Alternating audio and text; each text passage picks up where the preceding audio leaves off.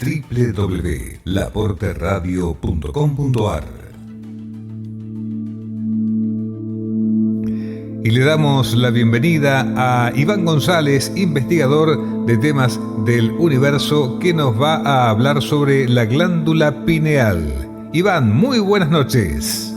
Hola, ¿qué tal, Augusto? ¿Cómo estás?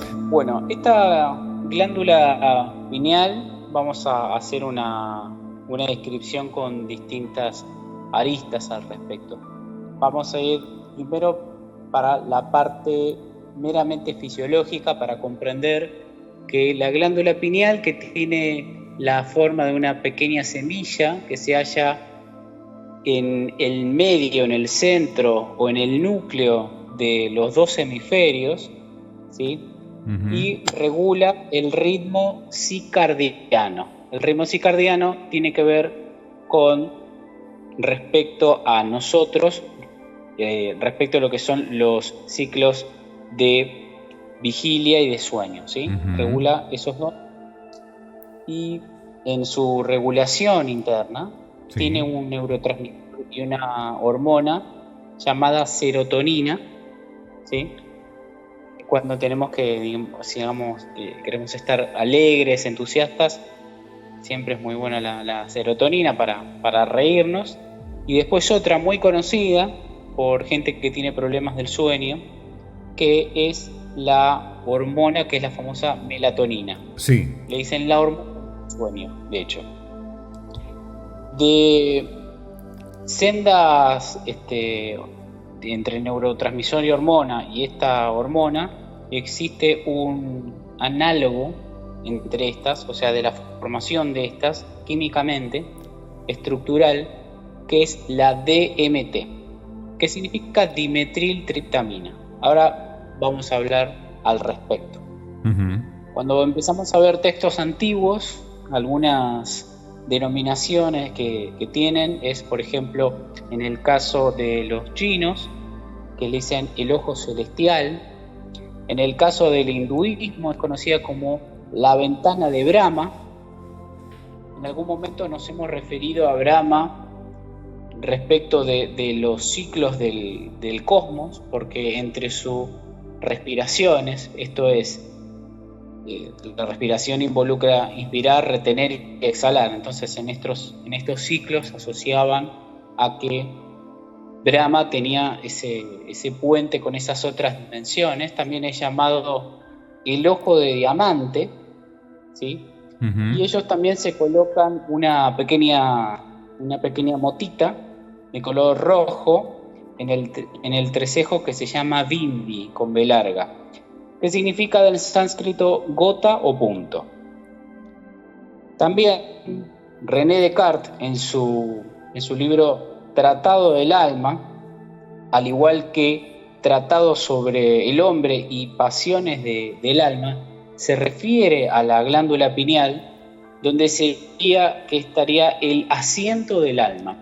Y él lo justifica diciendo que nuestra constitución es dual. Tenemos dos brazos, tenemos dos ojos, tenemos dos piernas, o sea, tenemos extremidades superiores e inferiores, tenemos ojos, y lo único que sería donde se podría sentar sería un espacio único, que sería la glándula pineal, ¿sí? Uh-huh.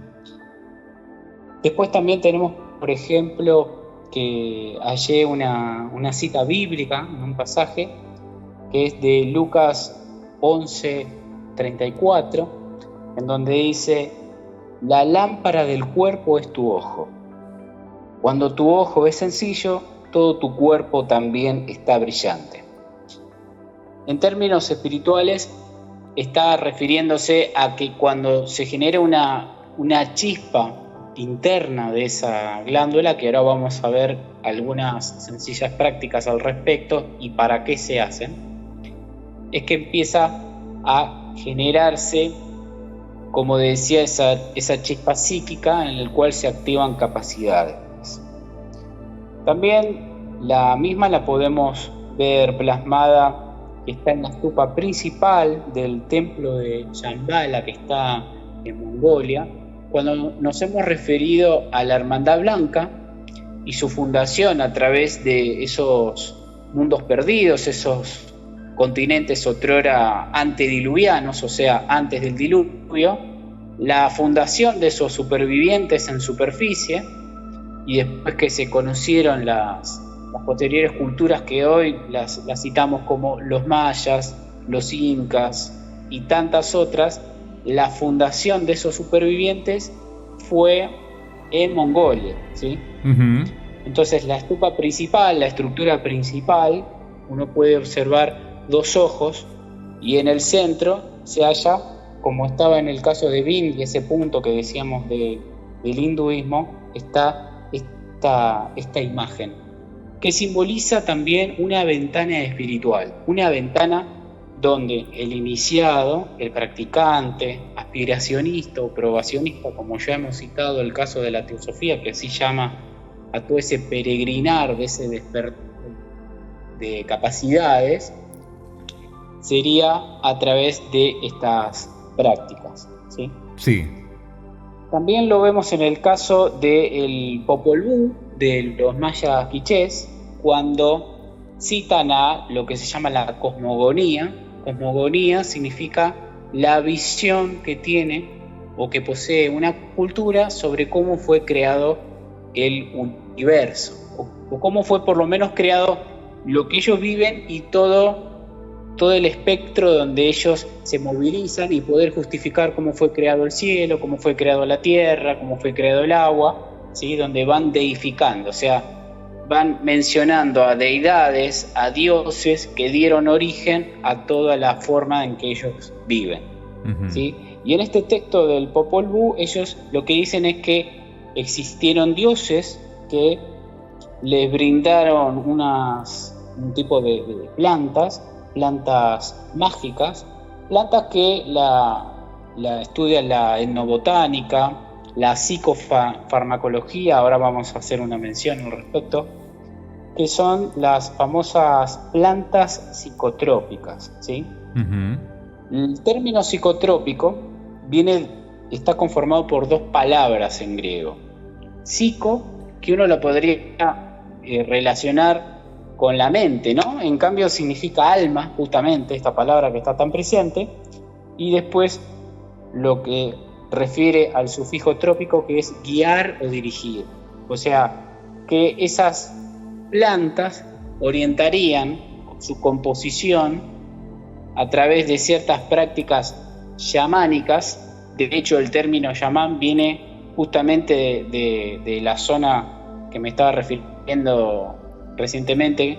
Recién me refería a Mongolia. Bueno, el término chamán es de Siberia, porque entre Siberia y Mongolia surge el término chamán.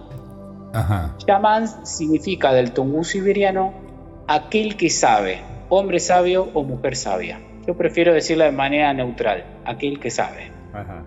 Entonces, aquellos sabios que trajeron ese conocimiento hacia América, ellos no lo utilizaban, digamos, como hoy por hoy estamos viendo, ¿no? A través de ciertas prácticas donde contienen este compuesto, que ahora lo voy a nombrar, que es el DMT.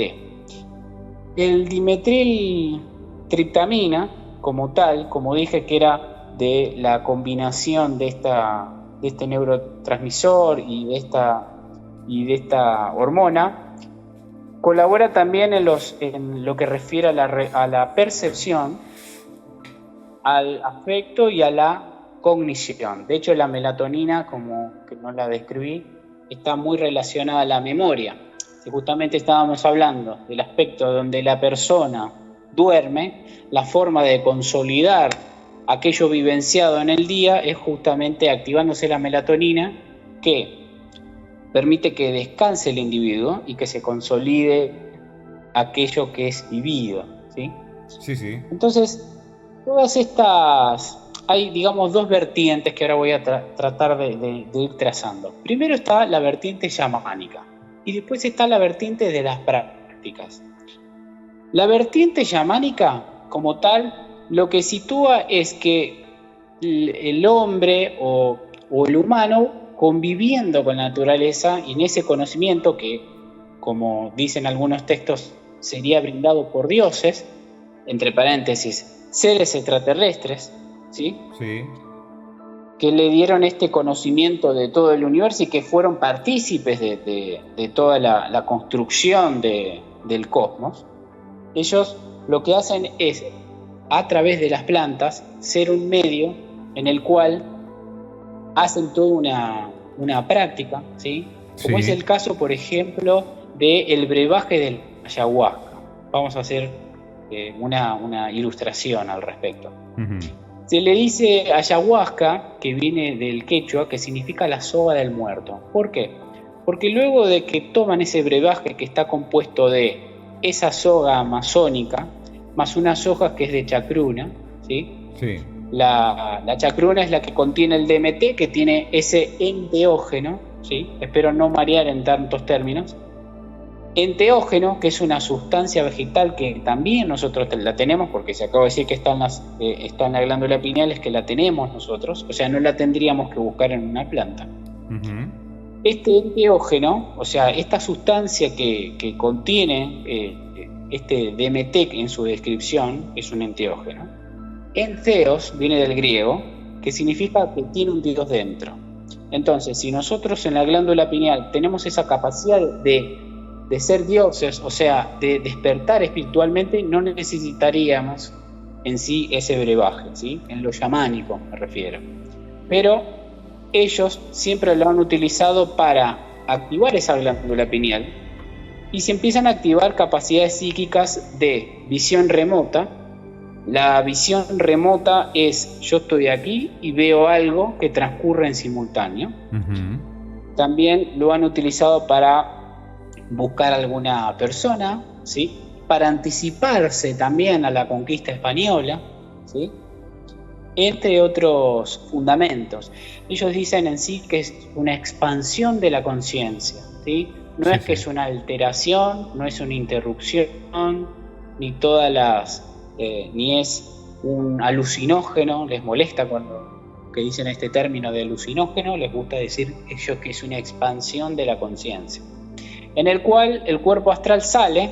Por eso es esto de la soga del muerto, porque sale el cuerpo astral, que lo hemos descrito cuando hicimos esa descripción del mundo de los sueños, sí. A través de haber tomado ese brebaje, ¿sí? Se produce toda una sintomatología en la persona a través de una serie de cantos guturales que se ejercitan. O sea, la persona comienza a estar en un estado inducido, más el uso de estas plantas, y sale en algún momento en esa experiencia, ¿sí? Y de la glándula pineal se libera este DMT, producto en sí del brebaje mismo, ¿sí? O sea, hay todo un sistema interno en el cual se empieza este psicoactivo empieza a dar curso.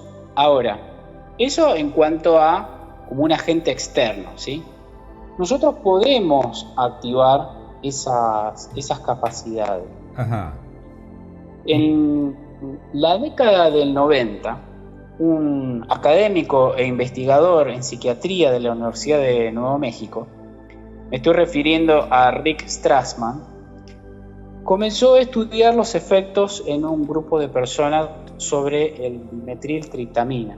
Sí. De hecho, posteriormente, él creó un documental que se llama La molécula espiritual. Sí. Entre otras cosas, él situaba que en el día número 49, cuando empezaron a observar el feto y en la evolución de la glándula pineal, ellos veían una cierta actividad que la relacionaron, que ingresaba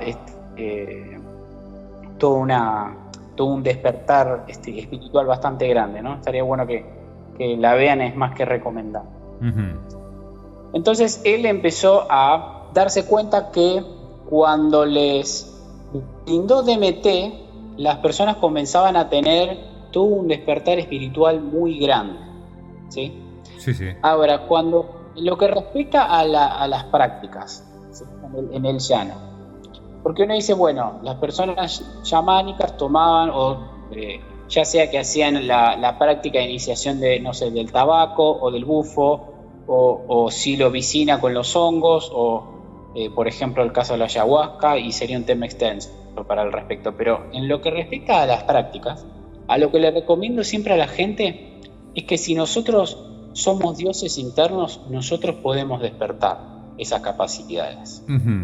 Y esas capacidades uno las puede ejercer haciendo, digamos, como un pequeño truco al cerebro, ¿sí? Porque si yo estaba situando el caso de la melatonina, sí, lo que estoy diciendo en definitiva es que esa glándula pineal, cuando detecta ausencia de luz, empieza a activarse, ¿sí? La melatonina. Sí. Y cuando detecta luz, se activa la serotonina, ¿sí? Es como si fuese una especie como de persianas, ¿no? Sí. Baja la persiana, se activa la melatonina. Sube la persiana, es el día, se activa la serotonina, la del día y la de la noche. Claro. ¿Sí? La del día, la de la noche. Sí, sí. Ahora, si yo quisiese decir, bueno, yo quiero realmente activar la glándula pineal, más allá de estudiar los distintos métodos, como por ejemplo el método ciclópea que está muy en boga, o el método tal, o el método tal otro, por ejemplo, una habitación está en penumbras o habitación a oscuras, si lo quiere hacer más intenso, con los ojos abiertos y haciendo prácticas de protección, ¿sí? Las prácticas de protección, por ejemplo, hay una que es visualizar que uno está dentro de una burbuja o está dentro de un domo luminoso, ¿sí? Hay distintas prácticas de protegerse antes de hacer esto. Uh-huh. Y conforme uno va practicando, ¿sí? Puede ir activando. De hecho, por ejemplo, hay una práctica que se llama Tátraca, que es con la visualización de la flama de la vela. Lo único que hay que hacer es colocarse una vela a 40 centímetros, observar la flama, pues soplar, se apaga, se cierran los párpados y eso genera, a través de ese fosfeno, una activación de la glándula pineal. Esa es una práctica tranquila de aproximadamente visualizando, estando 10 minutos y otros 10 minutos por lo menos con los párpados cerrados y se va activando, y uno tendría un muy buen sueño porque primero se libera la melatonina y si uno no se queda dormido, ahí se activa la famosa DMT. Última parte del segmento del investigador de temas del universo Iván González con lo que queríamos saber sobre la glándula pineal, la visión más allá de lo evidente.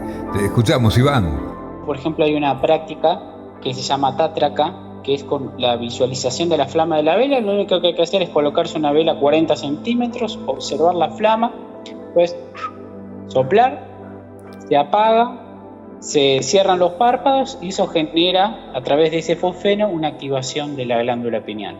Esa es una práctica tranquila de aproximadamente visualizando, estando 10 minutos y otros 10 minutos por lo menos con los párpados cerrados y se va activando, y uno tendría un muy buen sueño porque primero se libera la melatonina y si uno no se queda dormido, ahí se activa la famosa DMT. Sí. Entonces, las otras prácticas más intensas es con habitación en penumbras. Entonces uno puede empezar a ver colores. ¿Sí? ¿Por qué? Porque la glándula pineal trata de observar si está de día o si está de noche. Entonces empieza a regular la poca luz que hay. Porque aunque la habitación incluso esté en total oscuridad, hay todavía fotones. Claro. De hecho hay cámaras que son de night vision, de visión nocturna. De lo que hacen es los fotones que están dando vueltas, los magnifica de manera tal de que uno ve con una visión en verde, ¿no? Sí, sí. Aquí pasa lo mismo. Entonces, como la glándula pineal está regulando esos instantes entre luz y oscuridad, se libera, si uno no se queda dormido, si uno se la pasa bostezando, puede activar y puede empezar a ver. O sea, con el tiempo se activan capacidades como clarividencia, clareaudiencia, visión remota, ¿sí? Retrocognición, ¿sí? Yo, por ejemplo, cierro los párpados, visualizo un túnel de luz, puedo ver un episodio del pasado, eso es retrocognición. Sí. Precognición o don profético, ¿sí? Precognición, me adelanto a lo conocido, ese es el don profético. Sí, sí. ¿Sí? Y si además sumo todas las capacidades de visión, ya ahí tendría una visión panpsíquica, o también llamada omnividencia. Omni viene del latín, significa om, la misma raíz védica del om, como dijimos la otra vez, ¿sí? Sí. Y uno empezaría a tener cada vez una expansión mucho mayor. O sea, estamos hablando de ver el espectro de la luz, ¿sí? Estando en el día, uno cuando ya lo practica puede ver el aura o el campo electromagnético, estamos hablando de bastante práctica. Uh-huh. Se puede activar también la telepatía, ¿sí? Con el tiempo. Porque acá también tengo que hacer una distinción. La glándula pineal está vinculada al ver, al observar, a la profundidad más allá de lo físico. Por eso que hacíamos mención a la visión más allá de lo evidente. Lo evidente, ¿qué es? Lo que veo. Claro. Entonces, más allá de lo evidente es algo metafísico, más allá de lo físico. Uh-huh. Entonces, si yo empiezo a activar más allá del espectro de lo que conozco, voy hacia el espectro de lo desconocido.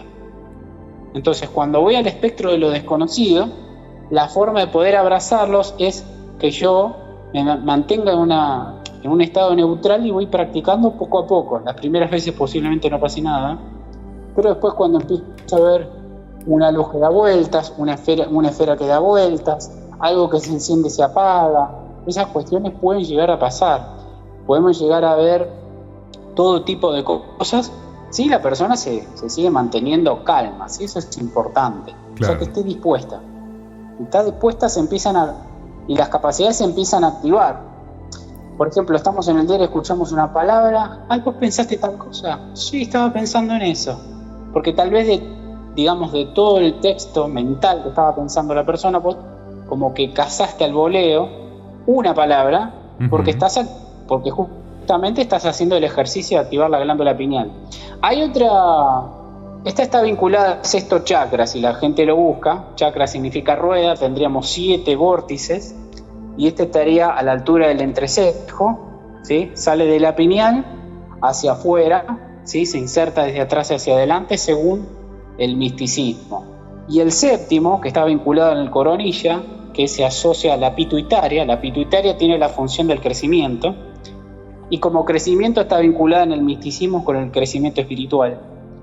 Muchos la asocian con la capacidad de recibir mensajes psicográficos, ¿sí? Yo, por ejemplo, estoy en una habitación, mantralizo el Om, hago toda una práctica, y de vincularse con seres del cosmos, recibir, decir, bueno, a ver, voy a corroborar este mensaje, salgo, me dan una hora determinada, hay avistamientos, corroboro con aplicaciones que no sean satélites ni nada que sea dentro del catálogo aeronáutico, astronáutico y ultraterrestre, y digo, ok, podrían llegar a ser ellos.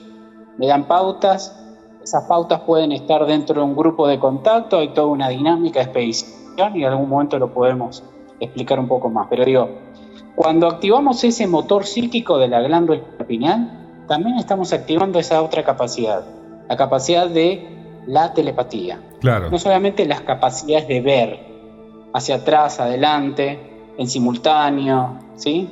También estamos activando más capacidades. Ahora, lo que dicen muchos especialistas es que se trabaje con la partícula divina, en la que hablamos en otro capítulo, uh-huh. con el corazón, de conectarla a la pineal, ¿sí? Y de ir poco a poco con este proceso del despertar, ¿sí? Sí. Por eso hay, digamos, como 3 o 4 líneas al respecto.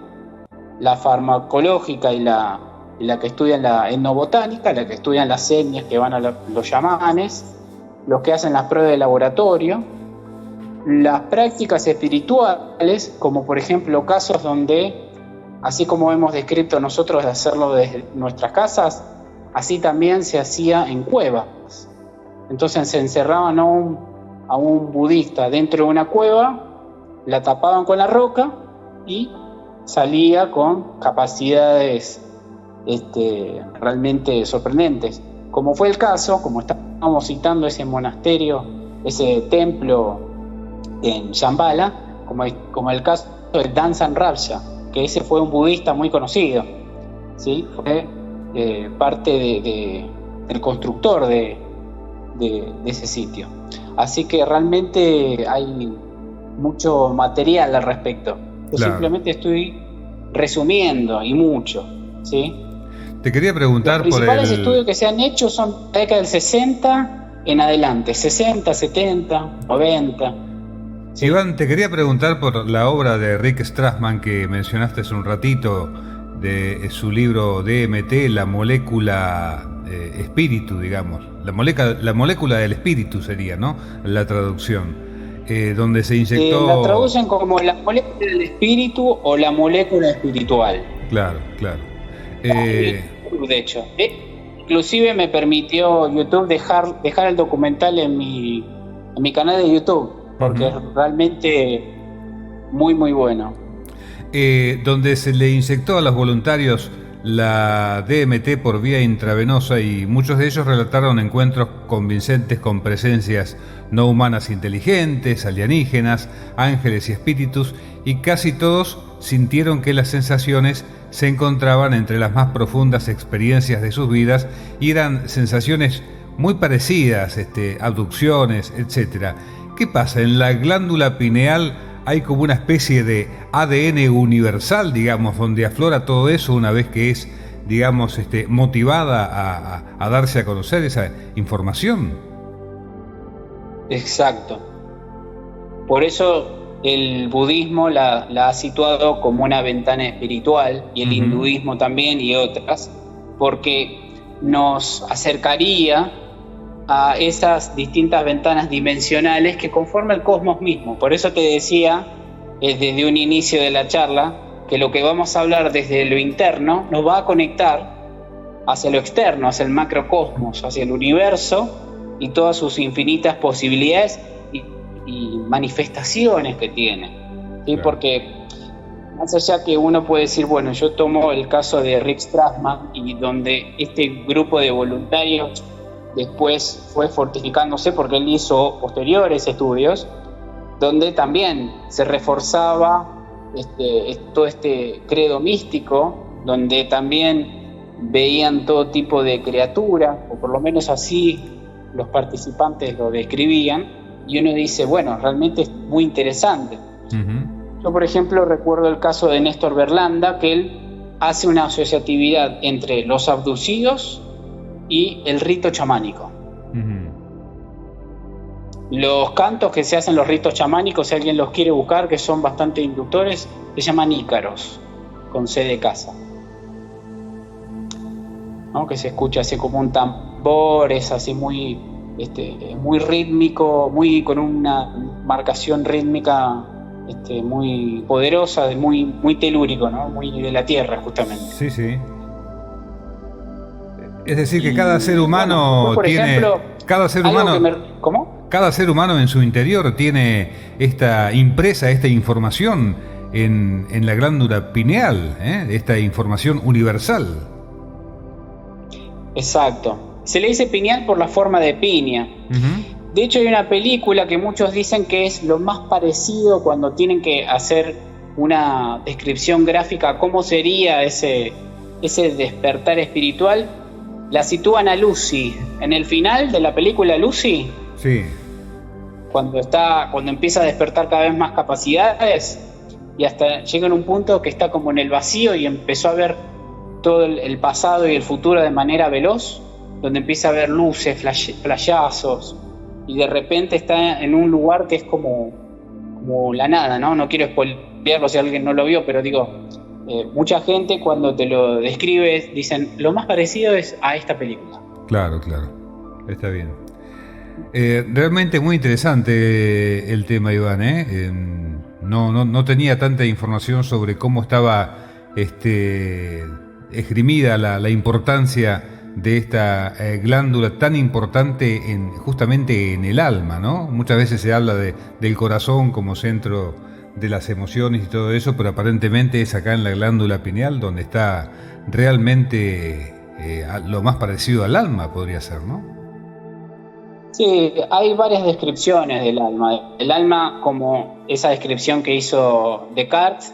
Después está otra concepción del alma que sería como la suma de todas las reencarnaciones que tenemos, y el alma simplemente sería como que toma como el digesto o toma, digamos, nota de cada existencia y como que se lleva ese cúmulo al estado de la esencia y después pasa por otro estado reencarnativo, ¿no? Ese es el tema de la muerte para las distintas culturas, es larguísimo. Ese es como otro capítulo al respecto. Iván, para quienes quieran tener más información sobre todos los temas tan interesantes que tratás vos, ¿cómo te pueden ubicar en las redes? Bueno, estoy como Contacto Interior _Iván González en la fanpage. En Instagram es exactamente al revés. Y también estoy en Facebook también, Iván González. Dentro de cómo me pueden ubicar en Facebook, porque mi apellido es bastante común, es el que termina en 252. Así que bueno, hoy estoy armando un workshop sobre temas de leyes espirituales y percepción humana en la era de Acuario, así que lo estaré dando el próximo sábado y los 2 subsiguientes, o sea, los días 5, 12 y 19 de diciembre. Al que esté interesado me puede escribir a ivang138@yahoo.com.ar. Muy bien. Muy bien, Iván, desde ya muchísimas gracias por tu aporte a Porteña Paranormal y te esperamos el fin de semana que viene con otro tema tan interesante que vos siempre nos sorprendés con todos estos temas y que están muy bien justificados científicamente, ¿no? Sí, quería aportar algo que no se me pase. Sí. La glándula pineal es fotosensible y magnetosensible, o sea, sensible a la luz, sensible al magnetismo. Eso también por si querían buscar otros estudios de magnetismo. Muchísimas gracias, Iván. Iván González, investigador de fenómenos del universo, ovnis, temas espirituales, astrología, numerología, esoterista. Iván, te esperamos el fin de semana que viene. Muchísimas gracias. Muchas gracias, nos vemos.